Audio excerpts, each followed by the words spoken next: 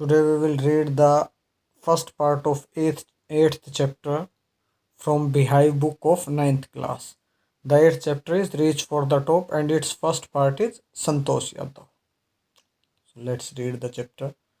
The only woman in the world who had scaled the Mount Everest twice was born in the society where the birth of a son was regarded as blessing and a daughter though not considered a curse but not generally welcome. कहते the woman in the world who has scaled the only women in the world, संसार में एकमात्र ऐसी औरत, ऐसी women जिसने mount Everest को 2 बार scale किया है, 2 बार माप पाई, यानी कि माउंट एवरेस्ट की 2 बार चढ़ाई की है।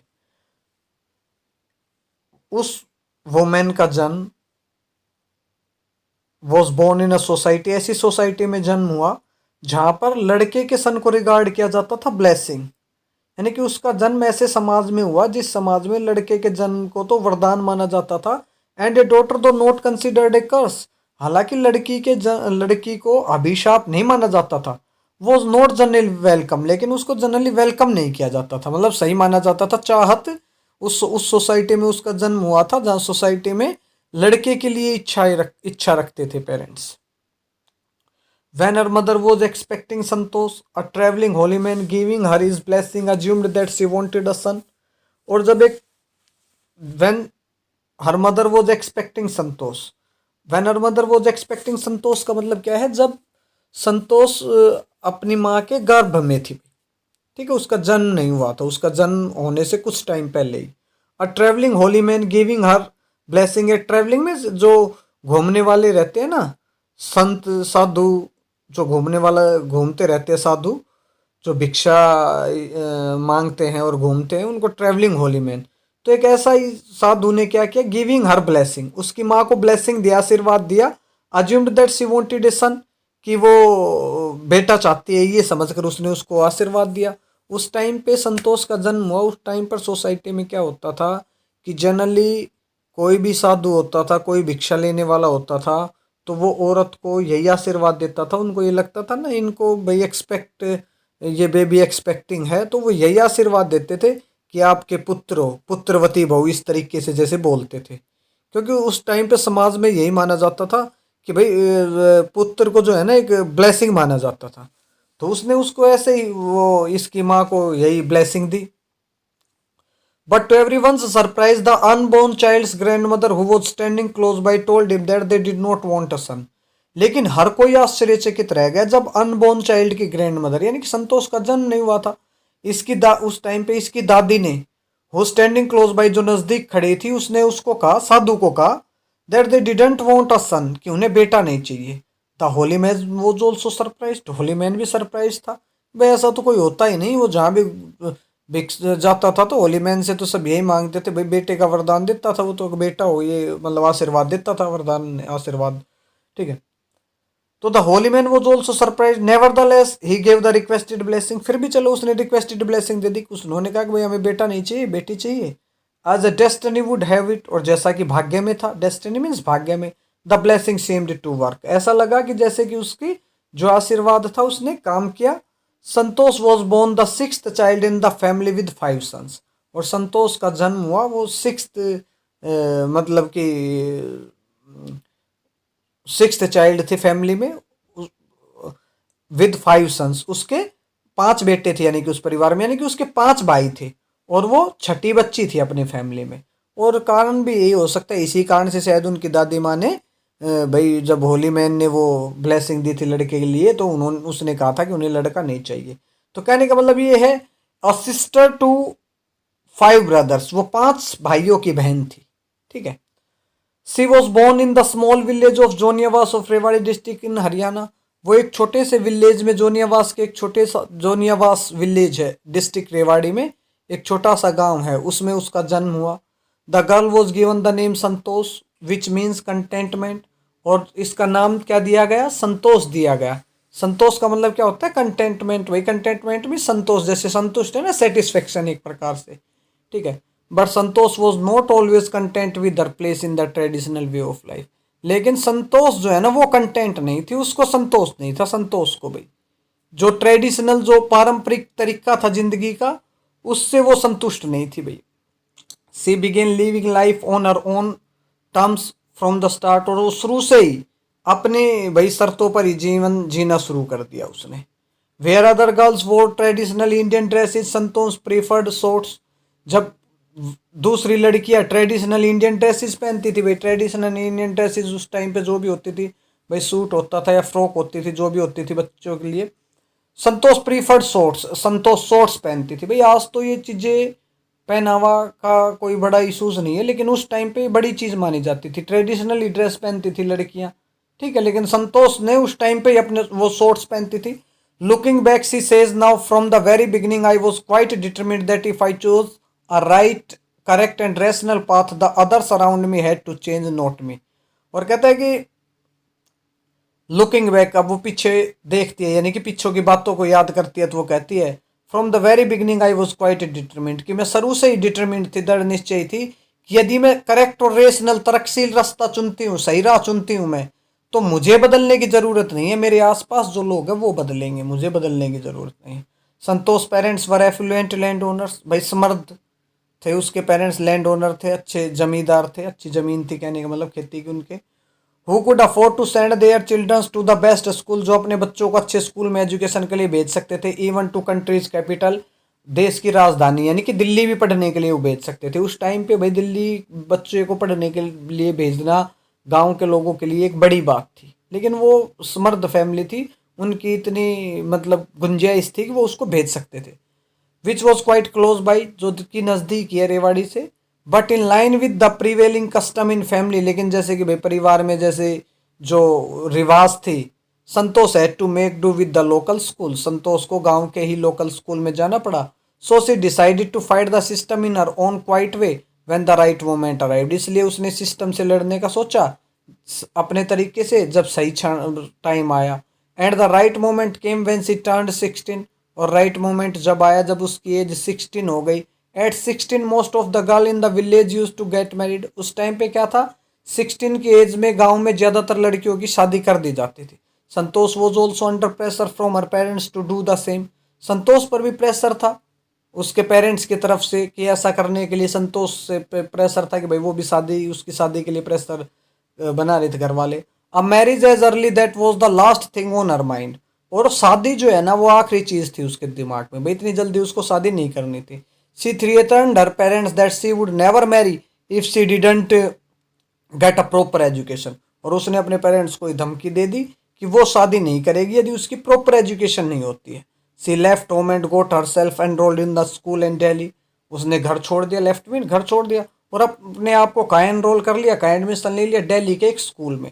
When her parents refuse to pay for her education, parents ने मना कर दिया कि भाई हम तुम्हारी फीस नहीं पे करेंगे एजुकेशन के लिए। सी पोलाइटली इन्फॉर्म, तो उसने पोलाइटली उनको इन्फॉर्म किया, ऑफर प्लान्स टू अर्न, अपना प्लान इन्फॉर्म किया कि भाई to earn money by working part time to pay our school fees, की स्कूल फीस पे करने के लिए पार्ट टाइम काम करूंगी।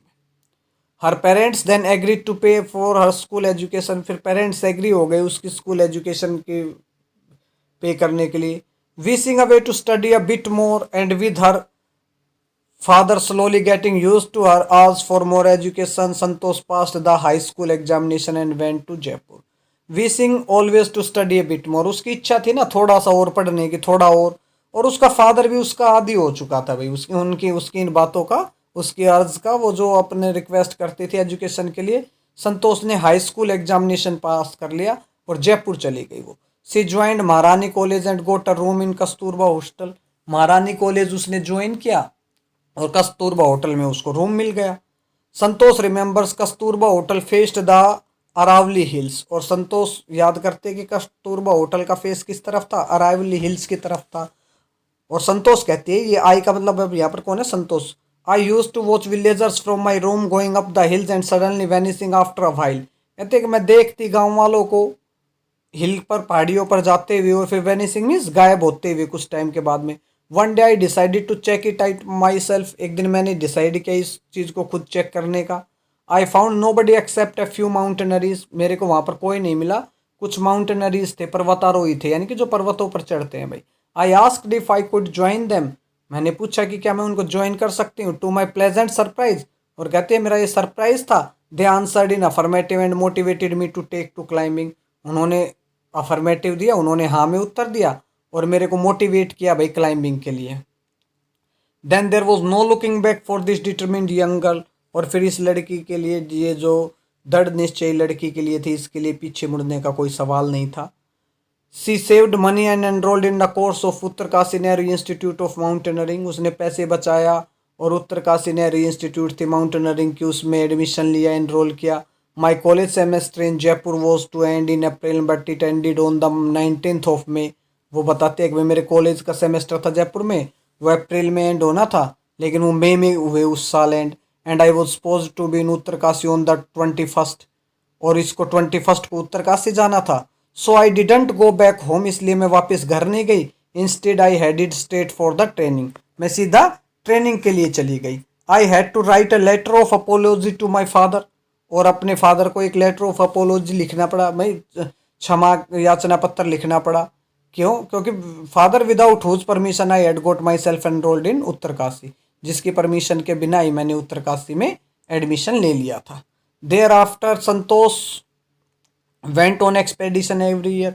उसके बाद वो हर साल इस पर यात्रा पर जाती।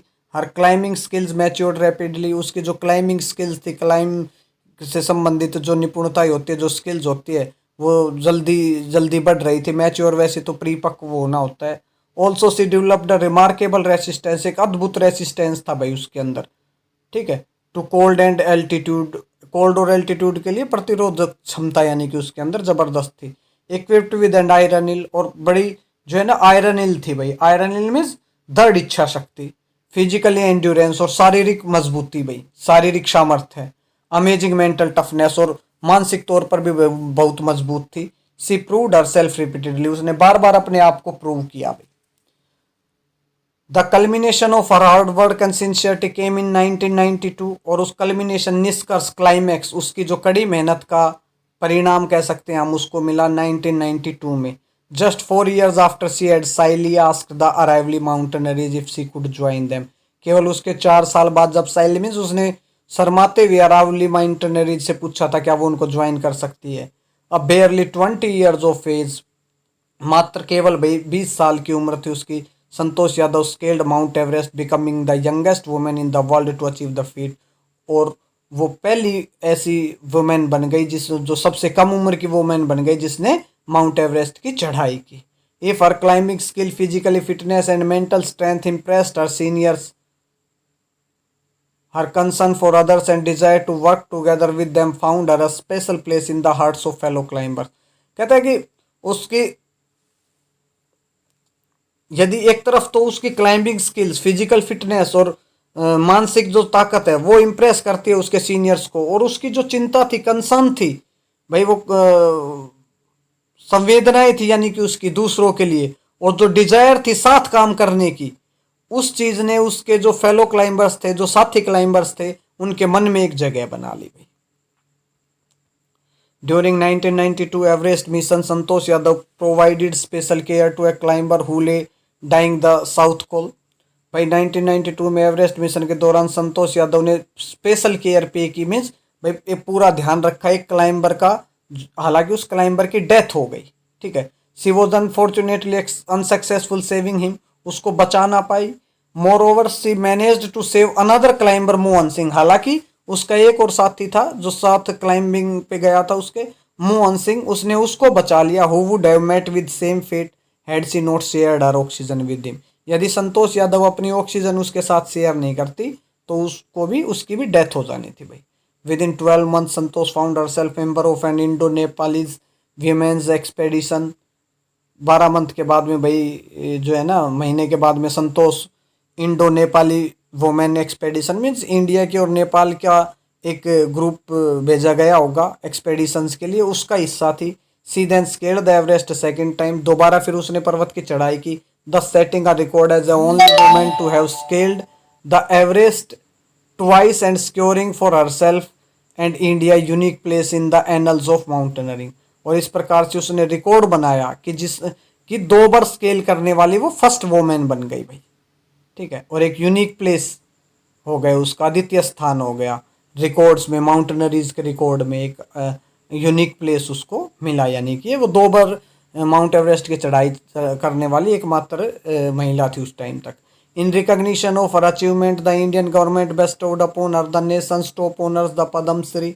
और भाई उसकी इस अचीवमेंट के बदले में इंडियन गवर्नमेंट ने बेस्टोड मीन्स टू गिव दिया भाई, उसको क्या दिया, जो टॉप ऑनर्स होता है ना पद्म श्री अवार्ड से उसको नवाजा गया। Describing her feeling when she was literally on the top of world, जब वो टॉप ऑफ वर्ल्ड के टॉप पर थी उस टाइम की, वो अपनी फीलिंग्स को डिस्क्राइब करते हुए क्या कहती है, संतोष है सेड, संतोष ने कहा it took me some time for the enormity of moment to sink in. कहता है कि भाई सिंक इन का मतलब क्या है, अंडरस्टैंड यहाँ पर, कि जो enormity of moment means a very great moment, कि इस जो क्षण की एनॉर्मिटी को समझने के लिए, इस ग्रेट मोमेंट को समझने में मुझे कुछ टाइम लिया, मैंने कुछ टाइम लिया, ठीक है। इट वो the Indian flag the feeling is indescribable, sorry एक लाइन और रह गई, ये ऊपर से था भाई थोड़ा सा। Then I unfurled the Indian tricolour, unfurled means फहराया तिरंगा मैंने, हेल्ड इट अलोफ्ट इसको ऊंचा उठाकर, on the roof of the world, world की छत पर, ऑन द रूफ किसको भाई, टॉप ऑफ द वर्ल्ड को रूफ ऑफ द वर्ल्ड बोलते हैं। The feeling is indescribable, indescribable इसको डिस्क्राइब नहीं किया जा सकता है भावनाओं को। The Indian flag was flying on the top of the world, Indian flag top पर वर्ल्ड के फ्लाई कर रहा था, उड़ रहा था। It was truly spiritual moment, वास्तव में एक बड़ा आध्यात्मिक क्षण था ये। I felt proud as a Indian, और इंडियन होने के नाते मुझे गर्व था। एज अ फर्वेंट, फर्वेंट का मतलब होता है स्ट्रॉन्ग डिजायर और फीलिंग बाय एनवायरमेंटलिस्ट, यानी कि एनवायरमेंट के लिए चिंता रखने वाला, एनवायरमेंट के लिए फीलिंग्स पॉजिटिव फीलिंग्स रखने वाला, तो फर्वेंट एनवायरमेंटलिस्ट थी भाई। Santosh collected and brought down 500 kilograms of garbage from the Himalaya, वो हिमालय से 500 किलो गार्बेज, यानी कि हिमालय पर और भी माउंटेनरीज गए होंगे तो वहाँ पर जो भी गार्बेज इकट्ठा हो रखा था वो 500 kg गार्बेज वो नीचे लेकर आए।